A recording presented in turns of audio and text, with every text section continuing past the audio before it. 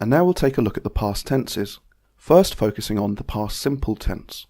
Here, the past simple tense is used to express completed actions in the past, whether the past be a few seconds ago, or whether many years or ages ago, doesn't matter. To make positive sentences, we have our subject, and the subject could be anything from I, you, we, they, it, he, she. And now we conjugate. We change our verb, most often by adding ed. For the negative sentences, rather than changing the verb, we add the auxiliary verb. In this case, the auxiliary verb is do. So I've changed do to did to indicate the past, and it results in a sentence structure such as I did not work. Now did not is the full form. Obviously, we can contract this into didn't. Here we have did I work.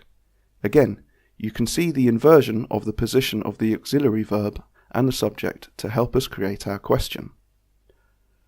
When we use did, we can use it for any of the subjects in our sentence, from I or he or she, etc. In terms of spelling these conjugated verbs, of course there are some issues that we need to have a look at, especially when considering some patterns. So again, we have our Y changes to dropping the Y and adding IED, and when we have a consonant-vowel consonant, we double the consonant in question and finally add ED. These aren't irregular verbs, they're just irregular spellings for some verb conjugations. Our irregular verbs change their form altogether.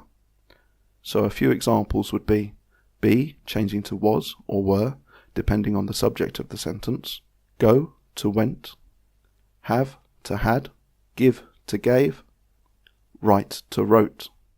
As previously mentioned, the usage for the past simple tense is when you want to talk about completed actions in the past at a definite time frame. So we have sentences like Mark worked last night. He worked in the past. When was it? Last night. We can also ask questions. When did Mark work? Although the time isn't mentioned in the question, what we're implying is the time will be mentioned in the answer.